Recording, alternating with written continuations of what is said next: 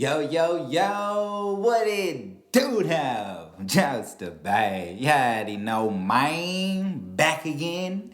Here we are, y'all. So, November 15th. And the reason I say the date first is because today is actually monumental and historic.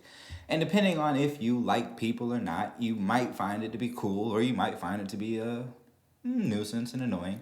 But today, I believe the UN has officially reported that we, as the human population, have reached the number of 8 billion. Yes, that's right. That means there are 8 billion of us on this earth, y'all. Just trying to figure out a way to cohabitate, trying to figure out how do we navigate through the races and the religion and the politics, all the different ideologies, the thoughts, and all of that.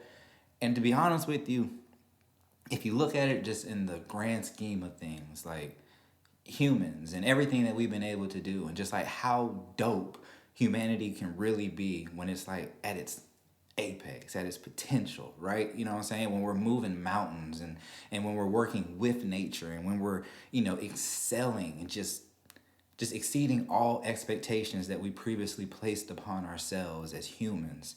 Like, just think about all of the totality of human history, right? And I mean human as in like Homo sapien motherfuckers, right? Like as in us that are just like, right, you know what I'm talking about? Some of us still dragging, but you know what I'm saying? Like, this is like extraordinary to me that we have reached this. And we did it 12 years from the last time that we hit a billion mark. So 12 years ago, we hit 7 billion.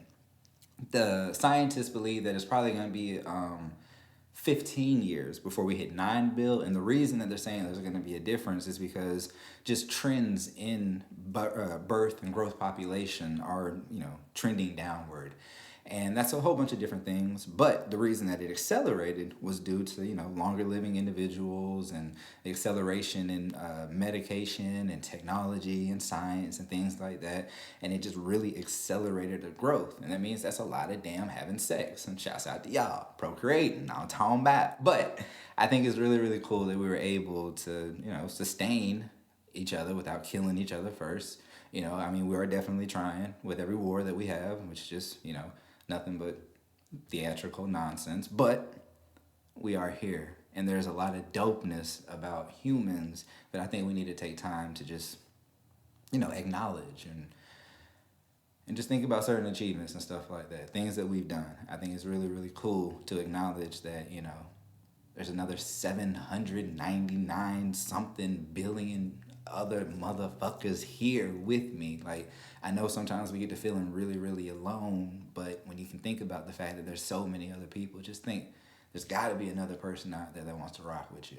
You know what I'm saying? So, anyways, moving on. Second quarter. So, former mayor of Atlanta, Keisha Lance Bottoms, or as I like to call her, Mama Bottoms, she brought up an interesting point in one of her tweets that ended up getting picked up by a couple publications. And she was saying that, due to the way that the law is written, we technically can't have early voting on the Saturday that it's supposed to start this year because technically there is a holiday within either the Thursday or the Friday that befalls that Saturday. Meaning that you can't actually have early voting on that Saturday. You would have to have that early voting starting on that Monday.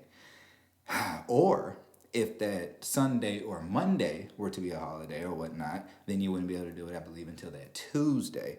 So now, instead of the 26th, which is an amazing day, I think there is an amazing person who was born that, November 26th, would be early voting for the Warnock and Walker election, but we don't know right now. So Warnock has actually put up a lawsuit trying to sue to say that we need to be able to have early voting on that Saturday. So this is going to be very, very interesting to see what happens because a couple things. One, regardless, it's coming back right after the Thanksgiving break. A lot of people are not going to be motivated to vote anyways, right? So you already have that going against you. But then you also have the fact that when it comes to early voting, Saturdays are the day that a lot of people would love to go because they don't have to take off because we still have not made Election Day a national holiday. So even though it's a runoff, I guess we wouldn't technically be able to do it in this instance. But I'm just saying, early voting Saturdays, early voting weekends are very, very crucial for a lot of people who have to work during the days or the times that the polls are open or just can't get off at that time. And I think it's pretty kind of messed up when, during COVID, we were able to have 24-hour ballot boxes. There was no real integrity to the elections, despite what Trump says. And we are going to talk about him in a second. But early voting and the fact that now it seems like it's going to be even cut shorter and be even less earlier voting, I guess you would call it. I was going to say earlier voting, but less earlier voting. Very, very interesting to see because traditionally on election day, Republicans tend to come out more. And then another thing is with this being a runoff, and we saw that Kemp got, as many votes as he did. Like, what I'm saying, really, really strong showing. But with Herschel not winning, but going into the runoff, are those Republicans that didn't vote for either one, Walker or Warnock, are they going to come out and vote for Walker? Are they going to come out and vote for Warnock? Are the ones who voted for the third party candidate, where are they going to go? Are there going to be more people that come out and vote when we know traditionally in a runoff that does not happen?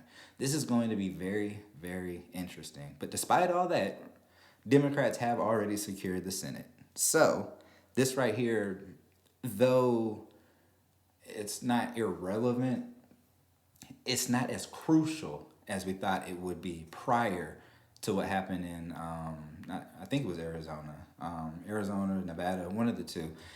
They were able to beat, once again, another Trump-endorsed candidate. And it's not looking good for the Trump-endorsed candidates. And that's actually where we're going with this third quarter, y'all.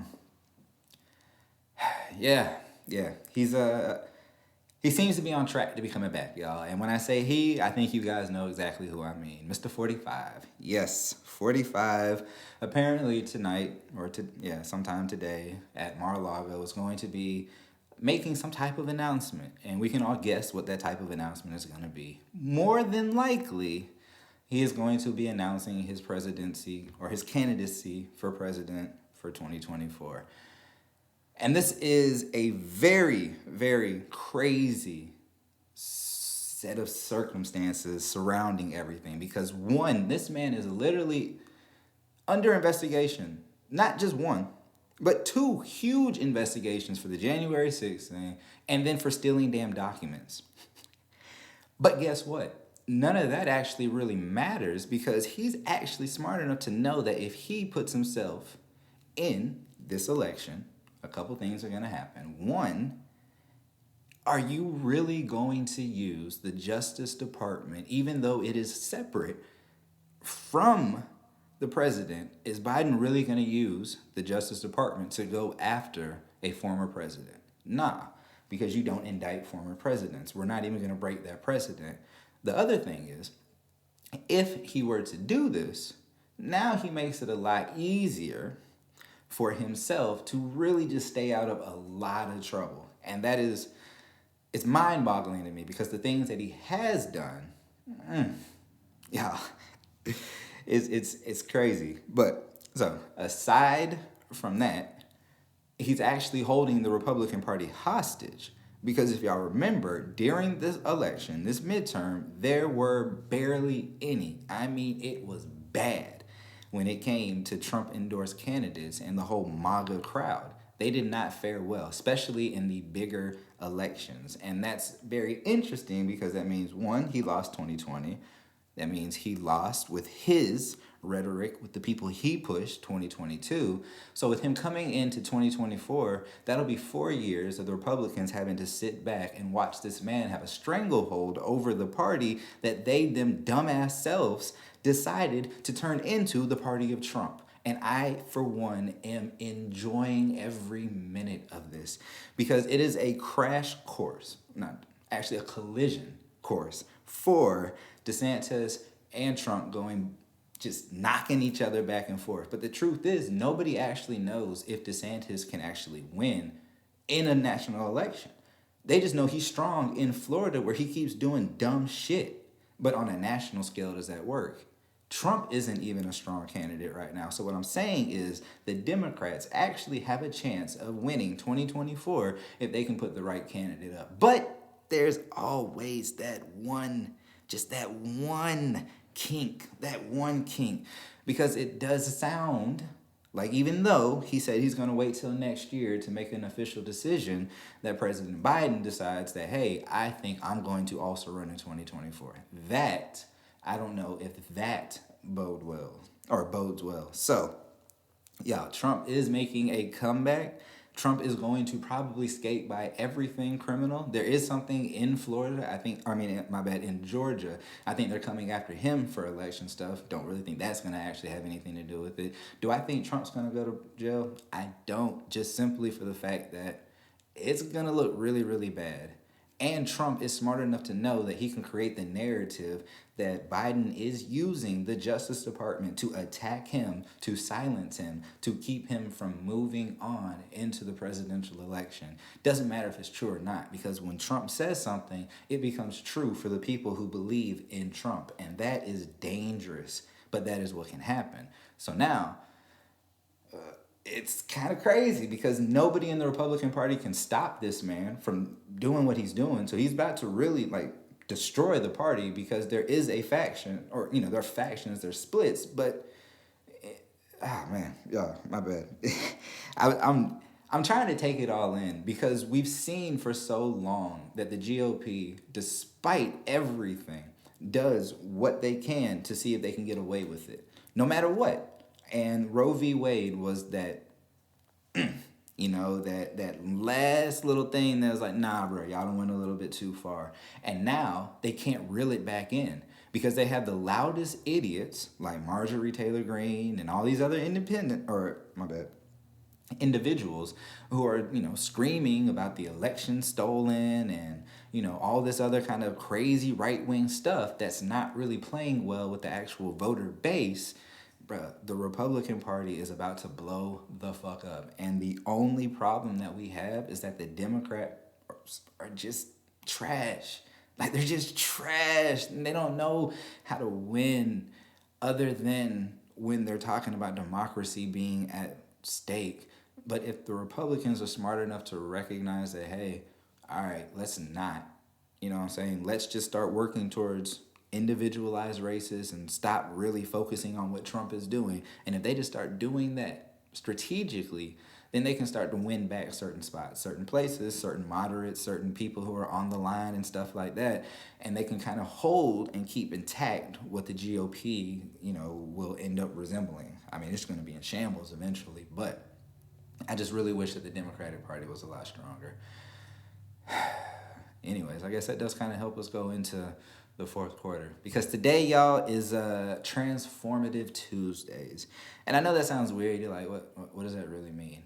And I'm gonna break it down for you. So, in What Are Your Four Quarters, the audiobook that y'all should probably go get, I put the thing in the description. The audiobook, What Are Your Four Quarters, I talk about changing parts of your perception or your perspective, the way that you think about stuff. We live in certain mindsets and certain mentalities, whether it's because we were conditioned to believe it or whether it's because it's something we picked up later on. I don't really know, but there is this thing that happens to us when we believe that all of the things that we want in life can be provided versus when we believe that everything we want in life is in scarcity, right?